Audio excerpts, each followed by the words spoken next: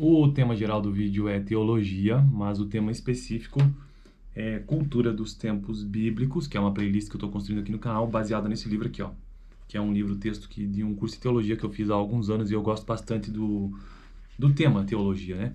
Mas o assunto específico nos últimos vídeos tem sido a família nos tempos primitivos, nos tempos bíblicos, nós estamos falando naquele contexto bíblico ali, naquela era bíblica, né? Especialmente sobre o casamento, que é o que eu tenho falado. No vídeo anterior eu tratei sobre a cerimônia do casamento.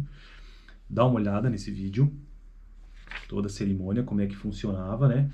E hoje eu quero falar sobre o assunto hoje específico desse vídeo é a família nos tempos bíblicos, modelos familiares. Então, modelos familiares, isso será o que nós faremos a leitura hoje.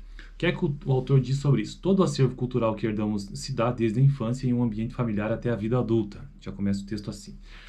Diferente do núcleo familiar ocidental da atualidade, o qual normalmente se denomina como nucleares devido ao número pequeno de seus membros, por isso que a gente chama, que nós dizemos aqui que nós vivemos num modelo de nuclear, né? Porque são poucos os membros que compõem. A família dos tempos bíblicos, mais precisamente a do Antigo Testamento, era bastante extensa, na qual estavam inseridos tios, tias, primos, servos, tendo o pai como chefe. Hoje até a gente tem, né, essa relação com tios, tias, primos, mas não tão próximo, sempre em outra casa, né? Tendo o pai como chefe e o sheik, o líder de um grupo de famílias. Então, o sheik é aquilo que se diz como o líder de um grupo de famílias. Abraão é um exemplo de um sheik liderando um bando de 318 que eram formados por criados nascidos em sua casa, isto é, um grupo que formava um pequeno reino. Estes não significavam exatamente seus filhos. Então, veja que existe essa diferença, né?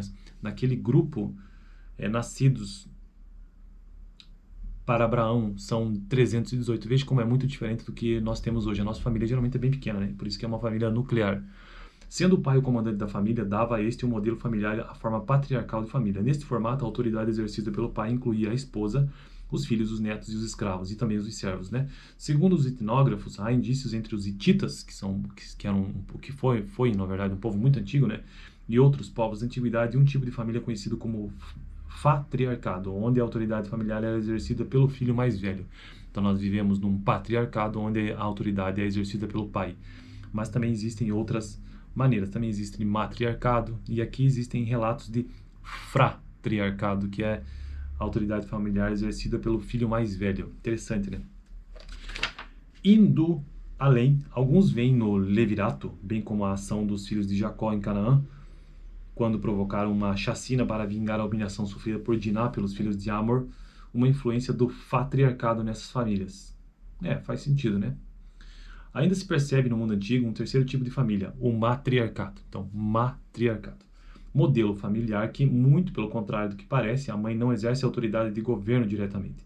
A característica do matriarcado é que pela mãe que se determina o parentesco. E eu acho que, inclusive, hoje se diz também como matrilinear, né? São coisas diferentes, inclusive. O filho adquire o direito de pertença à família pelos laços da mãe e, por conseguinte, a herança se determina pela descendência materna.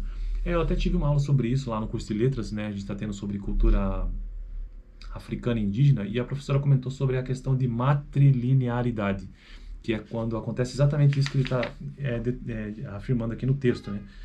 E o direito de pertencimento à família a partir dos laços da mãe. Mas eu acho que isso é diferente de matriarcado, mas eu vou seguir o que o texto aqui diz, beleza? Mesmo eu sabendo que pode existir diferenças.